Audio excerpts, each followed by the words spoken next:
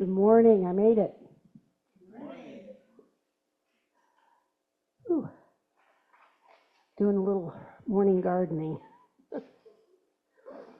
My name is Laura Snow, and I'm a member of the board of this congregation. Yay, this is my last time up here.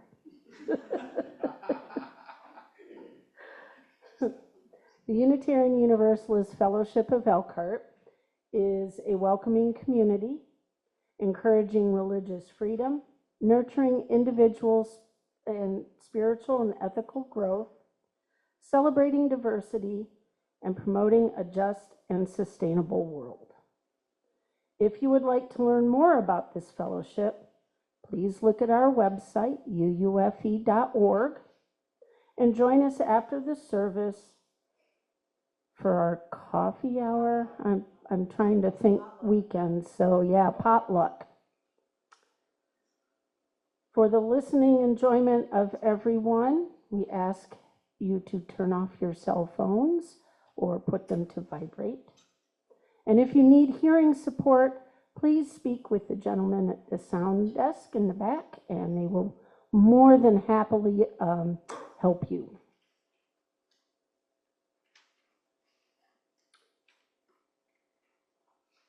We have a couple of announcements.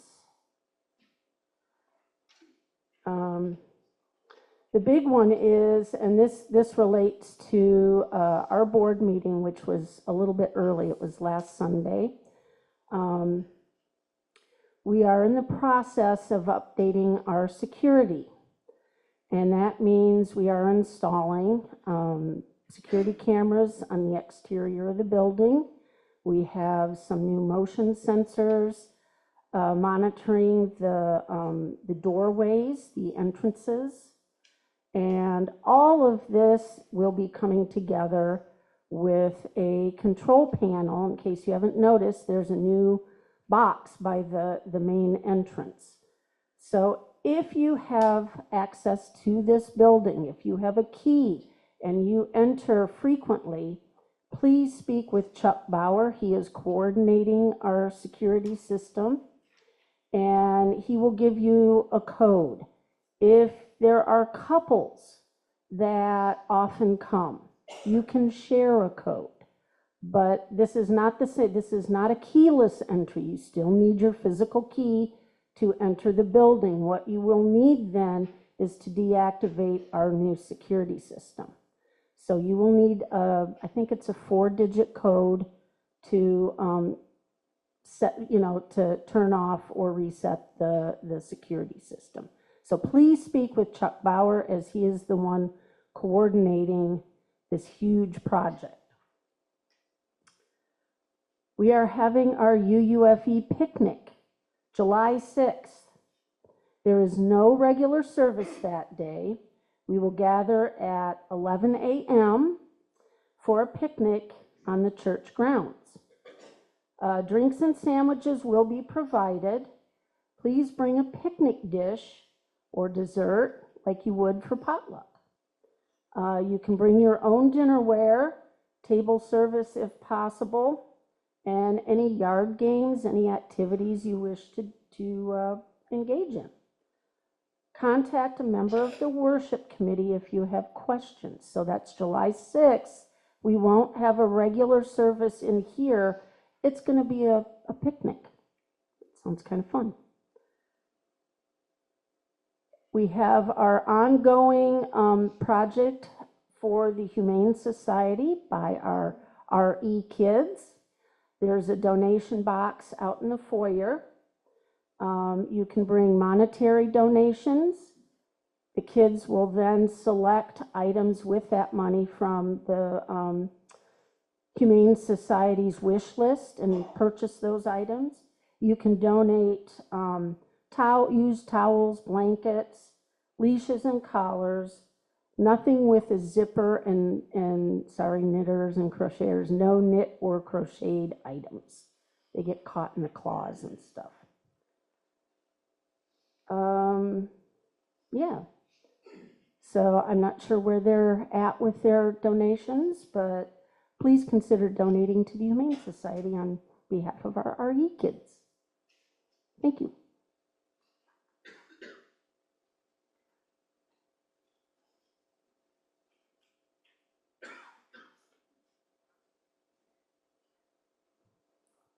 Good morning from me.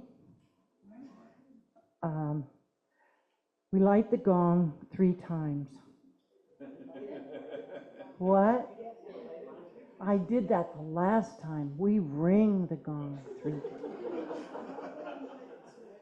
Well, I'll light it if I want to. We ring the gong 3 times. Once for those who came before us and made a way for us.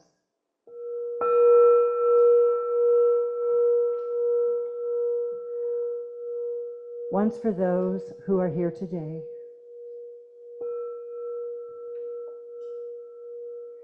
And once for those who will come after us and build on the dream.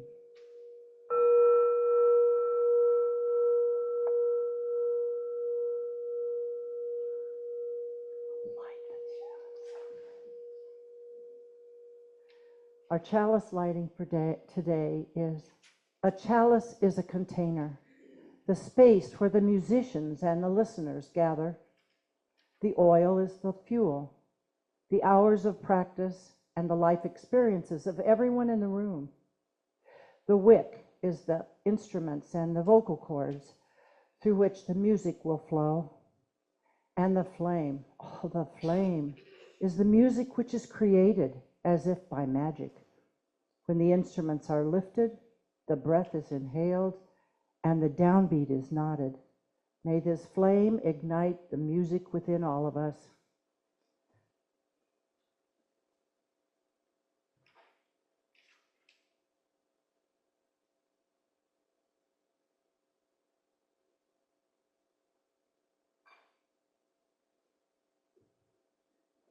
And now,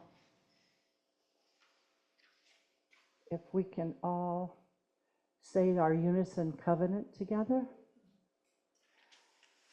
Love is the spirit of this church, and service is its law, to dwell together in peace, to seek the truth in love, and to help one another.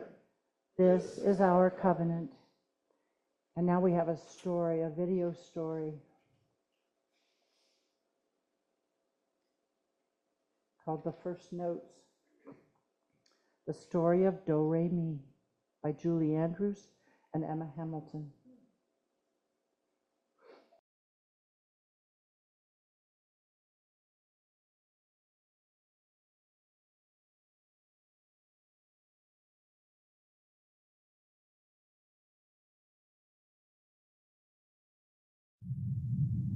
The First Notes, the story of Do Re Mi.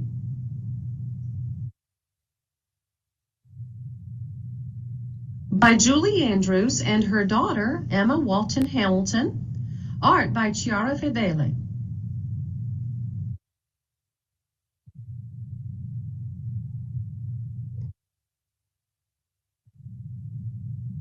A 1,000 years ago, in the small community of Pomposa, Italy, a boy named Guido was sent to a monastery to begin his schooling. In those days, a monastery was considered the best place to receive an education. The monks who lived and taught there were studious and wise. Young Guido spent his days learning Latin, math, astronomy, and his favorite subject, music. He heard music everywhere, in the warm voices of the monks chanting their prayers and in the chiming of the bells that summoned them to chapel several times a day. He heard it in the sounds of nature, in the splish-splashing of the stream where he fished with his friend Brother Michael, in the buzz and hum of bees and crickets in the monastery garden, and in the lilting song of the nightingale that lulled him to sleep at night.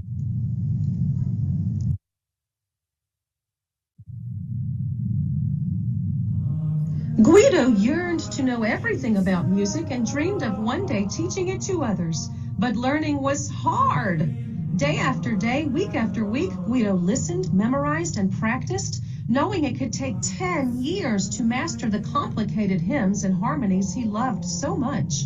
When he wasn't studying, Guido worked in the monastery's great library. He often wondered why music couldn't be written down and read like words in books. Guido thought about this a lot. One day, while practicing his hymns, he made a discovery. He was only singing 6 basic tones. No matter how high or low he sang, no matter what melody, the same tones repeated themselves. He found a piece of parchment and made a small mark on it to represent the lowest tone.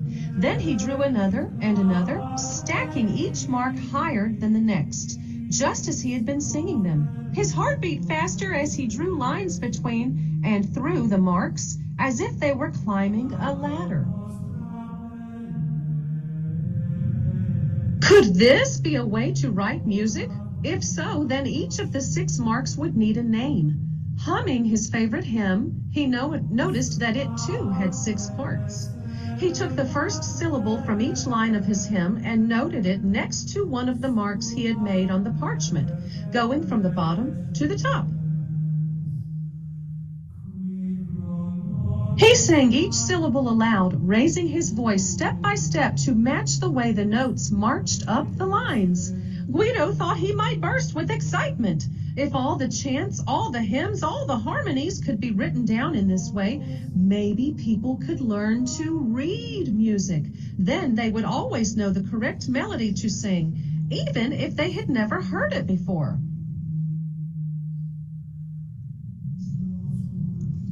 Clutching his parchment to his chest, he raced across the courtyard to share his discovery with his teachers. But the monks simply shrugged and turned back to their work. They had no interest in trying something new. One even suggested that Guido should spend less time thinking of foolish ideas and more time praying. Heavy-hearted, Guido trudged back to his chamber. In the days that followed, Guido grew despondent. Instead of fishing and gardening, instead of singing and enjoying all the sounds of music around him, he kept to himself, and his world became quiet.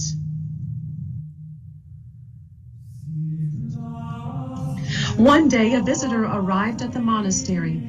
Bishop Theodald of Arezzo was searching for a teacher to train the choir singers at his great cathedral. The bishop had heard of Guido's passion for music and invited him to take the position. Guido quickly accepted.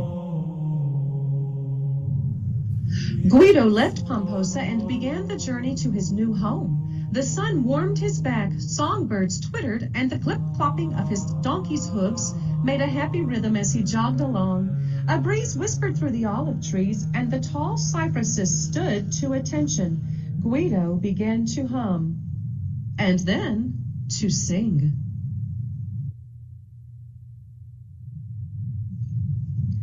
Bishop Theodald welcomed Guido, and when the young monk shared his musical ideas, the bishop did not shrug or turn away. He clapped his hands in delight and encouraged Guido to teach this new method to his cathedral singers. As Guido worked with his pupils, sometimes he pointed to his hand where he had written the musical notes. Within days, the choir had mastered hymns they had never heard before. Amazed, the bishop urged Guido to write a book about his revolutionary ideas. Guido dedicated his book to the kindly bishop.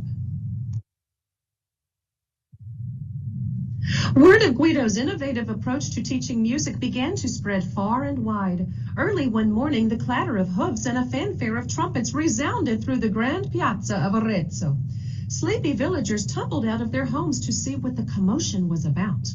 3 magnificently robed cardinals carried a message from Pope John XIX, the most important leader in the land. The Pope had heard of Guido's musical theories, and he was summoning the young monk to Rome so he could see them for himself.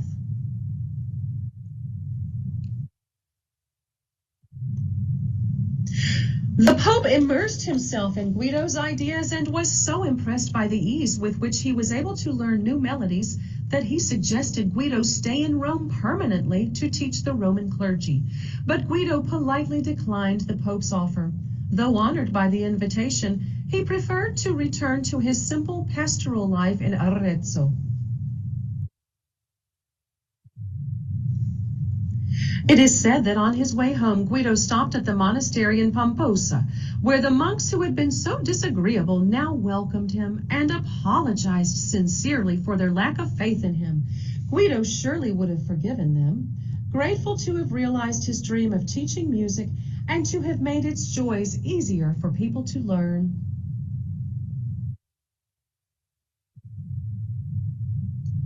Guido's system of musical notation, now called solfege, eventually spread throughout Europe and across the world. Many years later, Guido's square notes became oval shapes. The first note, ut, was changed to do, and a 7th note, ti, was added to become the musical scale we know and use today, and the basis for the song Do Re Mi. Imagine if Guido could have heard that famous song. What fun he might have had singing it with his students. Let there be an offering now to sustain and strengthen this place, which is sacred to so many of us, a community of memory and of hope, for we are now in the keepers of the dream. Please give generously. Our loose plate today is shared with the church community services.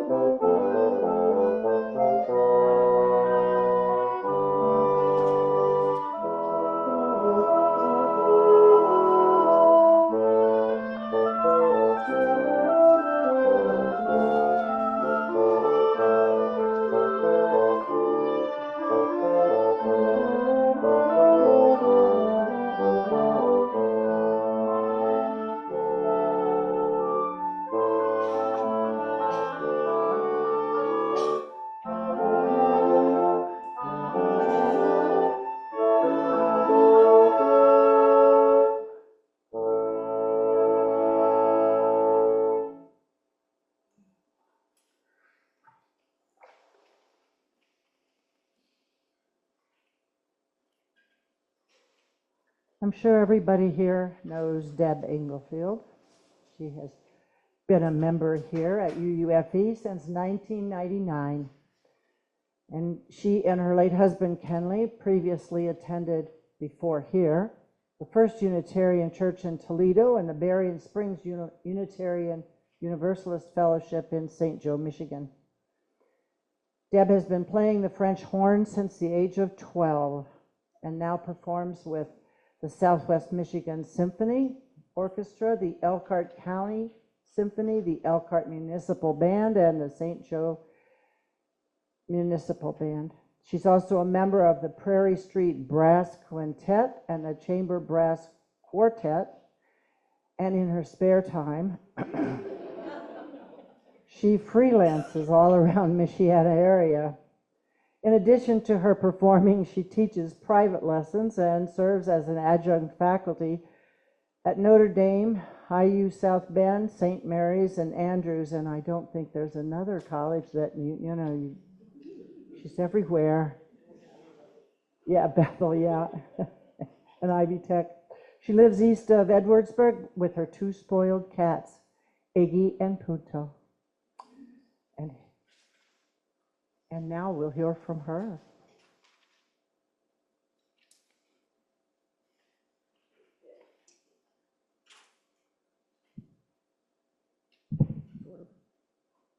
Short people.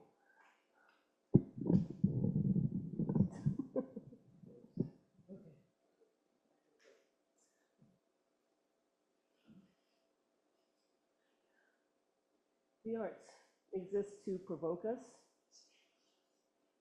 Here, I'm here. Keep your voice up. Okay, I'll try. The arts exist to provoke us, challenge our thinking, and help us see beyond ourselves. One of the powers of art is that it touches us beyond cultures and time. We wonder at the cave painter, we marvel at Shakespeare, and find ourselves moved by a song in an unfamiliar language. Robert Reich, President Clinton's Secretary of Labor and Professor of Public Policy at UC Berkeley, writes, "The arts are an important and independent aspect of an educated society, which is why authoritarians have historically attacked them. To limit art is to limit free speech and expression. It's a crucial step that authoritarians use to silence anyone who dissents through creativity." But we're fortunate in this area. This is something I always used to point out to my music appreciation or lack of appreciation classes at IUSB. We're fortunate to live in a rich musical area. If you think about it, within 3 hours in any direction, we've got Chicago, Illinois, and Detroit symphonies. There's regional bands, orchestras, and choirs in all of those places. Closer to home, South Bend, LaPorte, Northwest Indiana, around Gary, St. Joe and Benton Harbor, Kalamazoo, Battle Creek, Fort Wayne, all home to bands, orchestras, choirs. Also, the colleges and universities all around us have their own bands, orchestras, choirs, and their performing arts series. So we have lots and lots going on. Here in Elkhart, we've had the municipal band for 87 years, and the Elkhart Symphony for 77 years. There's also a community choir that was originally part of the Elkhart Symphony but has spun off into an independent group. This morning, I'd like to focus briefly on the history of the Elkhart County Symphony. One fun fact, the Elkhart Symphony is a real local orchestra. We don't bring in musicians, at least in the orchestra, we bring in soloists, but the musicians of the orchestra, we don't bring them in from Chicago or Indianapolis or Grand Rapids or any place that's distant. Our members are band and orchestra and academic teachers in the local schools, professors at local universities, people employed all over the area. Your construction contractor plays third trumpet in the symphony. An IT tech in Con Selmer plays fourth horn. Worker at the local library, Aaron. Office workers at a not-for-profit, at a bank or insurance company. There's all sorts of people who are in our local area who are playing in the symphony. Our players come from Elkhart, Goshen, South Bend, Mishawaka, as far away as Bristol. Southwest Michigan, LaPorte, all over the place. Our funding comes from ticket purchases and donations from the community, from the St. Joseph and Elkhart County Community Foundations, program ads, concert sponsors, chair sponsorships from local businesses and individuals. Some funding does come from the Indiana Arts Commission and the National Endowment for the Arts, but the vast majority of our support comes from right here in the community. So in 1948, Zygmunt George Gaska created and began serving as the first music director of the Elkhart Symphony Orchestra. His vision was of a local orchestra bringing great music to the community through live concerts as well as through radio broadcasts. One of the orchestra's first performances was a premiere of the opera Wanaga, which I'm not sure I'm pronouncing it correctly, by Clarence Cameron White, a well-known black violinist. The libretto was written by John Frederick Matthias, a writer who was prominent in the Harlem Renaissance. The opera had been written decades earlier, but because of the race of the composer and librettist, it had not been staged until the South Bend premiere in 1949 with the Elkhart Symphony. Another fun fact, on September 26, 1964, comedian Jack Benny appeared with the Elkhart Symphony. He played the violin, he played Sarasate's Gypsy Airs, and the first movement of the Mendelssohn Violin Concerto. Apparently he was a really good violinist and the Stradivarius was real. So he played with us. George Gaska would lead the symphony for 30 years, retiring in the 70s. He was the first of only 5 music directors that have led the orchestra in its 77-year history. His hand-chosen successor was Michael Esselstrom, who combined his teaching position at IU South Bend to recruit players to the Elkhart Symphony and to have Elkhart performers play with the IU Philharmonic. And that strengthened both orchestras. Dr. Esselstrom changed the orchestra's name to the Elkhart County Symphony Orchestra to reflect his vision that the group should represent the wider area, not just the city of Elkhart. He led the orchestra to play more ambitious repertoire, including several Mahler symphonies. He also championed local guest artists, including Celia Weiss, Christine Seitz, Nicholas Roth, and Robert Spano. He tackled some of the financial challenges to help sustain the organization. Arts grants from the government and from the American Federation of Musicians Music Performers Trust Fund allowed the orchestra to play concerts in the local middle schools and to take small groups into elementary schools for programs. The orchestra also took part in festivals such as Rhapsody in Green. The third music director was Dan Somerville, a professor from Wheaton College. While Gaska and Esselstrom were local, Somerville regularly made the 2.5-hour drive from Wheaton College. He re-auditioned the orchestra, recruited new players. Nearly 25% of the orchestra was new when he began his tenure. His repertoire was varied, and he brought in several innovative solo artists, including the Boston Brass, Penny Henderson, and the Gospel Choir, as well as continuing to feature local favorites such as Celia, Nicholas Roth, and Victoria Atwater. His Do-It-Yourself Messiah was a popular program held at Goshen College and Sauter Hall for several years, where the soloists would sing and the orchestra would play, and then the audience got to sing the choruses. And it's quite a spectacle with the entire audience singing. But the biggest challenge was financial. Medical and musical instrument companies were relocating out of the area, drawing up significant contributions. Attendance also began to suffer, and large expenses, including bringing in some expensive guest soloists, were racking up large debts. In the spring of 2005, the orchestra board was on the verge of voting to close down operations entirely. Ideas such as making the orchestra a pops-only group were discussed but dismissed. Except, in the words of Brian Groner, the fourth music director, it's a crime to lose an orchestra. The Save Our Symphony Committee, comprised of orchestra members and interested business and community members, worked to resolve the debts and to find new funding sources. The SOS, Save Our Symphony, took over the orchestra from the former board, asked musicians to play for free until the group was on its feet again. Debts were negotiated, sponsors were supplemented with grants, and innovative fundraising events were scheduled. Several people served as administrators without pay, working to bring the orchestra back to solvency. Brian Groner was a guest conductor for that first season and continued for another 13 years as music director. One suggestion from him was that we join the League of American Orchestras, a group that has been an invaluable source of ideas and advice as we got back on our feet.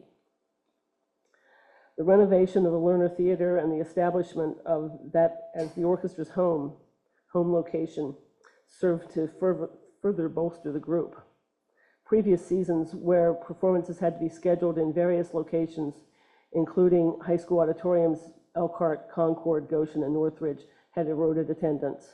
A new home in a beautiful and central location excited a renewed interest in attending symphony performances. Coming to the present day, music director number 5, Sue Hahn. He's amazing. if you haven't seen him or attended one of the talks, the pre-concert talks, he is just incredible. The group is back on a solid footing financially, and program has been even more varied and ambitious. We've performed the challenging West Side Story Symphonic Suite by Bernstein, other 20th and 21st century compositions, music of Florence Price, Jennifer Higdon, and Dame Ethel Smythe, as well as more traditional works by composers such as Beethoven, Brahms, and Dvorak. COVID was a challenge. Sue shepherded us through that with a remote concert. We actually spread all the way across the balcony of the learner to play the Fanfare for Common Man with all the brass, and the percussion were down in the pit. So we were all 6 feet away from each other. And the remote broadcast, or the remote concert, also included Third Coast Percussion, which they joined the orchestra from their home base in Chicago, so it was a very remote concert. He also brought a series of small ensemble performances outdoors at the Wellfield. We had one or two concerts that were just small groups, and we were scattered all through the Wellfield and played in turn. The Wellfield series continues, now involving the full orchestra as well. The Mahler Resurrection Symphony performance in February of this year involved nearly 80 musicians, along with vocal soloists and a large choir. We've also paired with several local artists playing all sorts of music, from the Tumbleweed Jumpers to Lalo Cura, Abby Thomas, Raoul Noir. The orchestra's mission of bringing great music to the community continues, with small group performances throughout the community and full orchestra programs at the Wellfield, the Lerner, Sauter Hall, and beyond. We have a couple of minutes if you have any questions or comments. Yeah. Yeah, their names are in the program, but this is Zephyr Wind Quintet, Kathy Plank flute, Heidi Esch oboe, Ken Hansen bassoon, Aaron Yoder French horn, and Kate Ireland, without a D, Ireland, clarinet.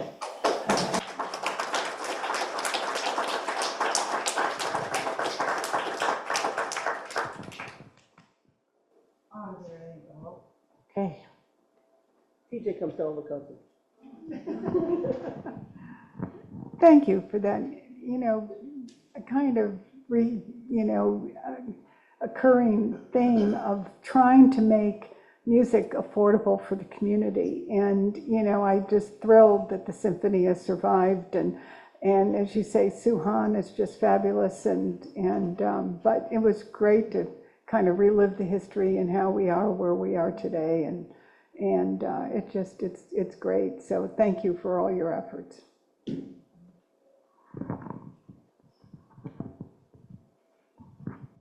Can you give us a few hints about the 2025-26 programming? Do you know any of it yet? Funny you should ask. The first concert at the Wellfield, I will be the soloist. I'll be playing Mozart. The second concert in November will be A Girl Named Tom at the Lerner. The third concert, I'm probably out of order, but we have a double bass soloist coming. We've got a trumpet soloist coming for another concert, and a very innovative violinist coming for the May concert, playing all sorts of different music. The May concerts are always eclectic, shall we say.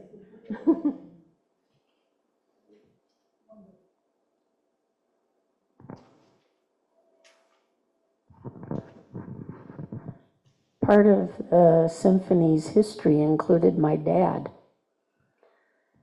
Back in the 70s, I was a kid. My dad was a member of the board. And I just remember having to help with setting up chairs at some of the different locations that the symphony performed, one of which was Pierre Moran Mall in the court. Yep. And the main memory is that there was a box truck with all the chairs that I had to help unload. I was probably 12 or 13 and had to help set up.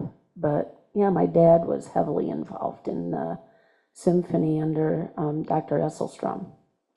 Yeah, we did have several concerts in local malls. Both the adult orchestra and the youth symphony would have concerts either at Concord Mall or Pierre Moran several times. Now, the gratitude. You were my Al's French horn teacher. Alvin's uncle, the love of my life, was a member of the board of directors of the symphony during the tough times. He was also a member of the municipal band and the other band that plays at the park. New Horizon. Yeah. And so, thank you. Just hold William's hand. Thank you, Deb, for a very enlightening history of the symphony. I just want to put in a plug for one of the concerts my wife and I always enjoy at Christmas, is the Christmas concert, especially the tubas and the horns, and they come from all over to play in that, and it's just a wonderful, wonderful concert. Well, that's actually the band, the band. municipal band. Yeah. But yes, that's always a big draw. I think last year we had 65 tubas with the municipal band. Okay. Deb, thank you very much. Thank you for having me. Oh, thank you for being here.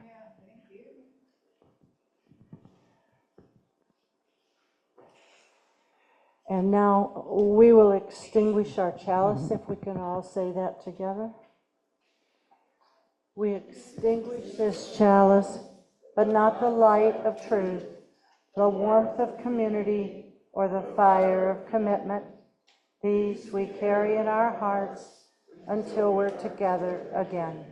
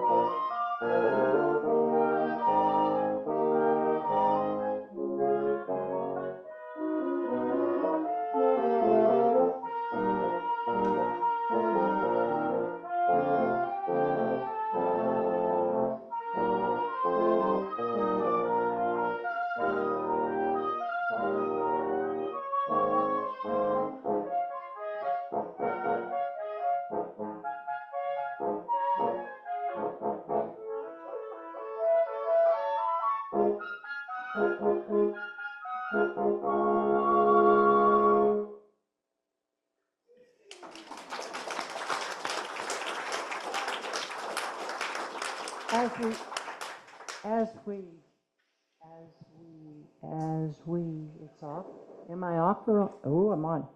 As we listened to the blessing of music, may we know this ending as more than a time of goodbye. May the warmth of this community and the memory of our chalice flame sustain our hearts and encourage our minds as we engage the blessings of life's challenges and joys. The service has ended. Your service has begun. Go in peace, go in joy, go in love. Thank you all for being here.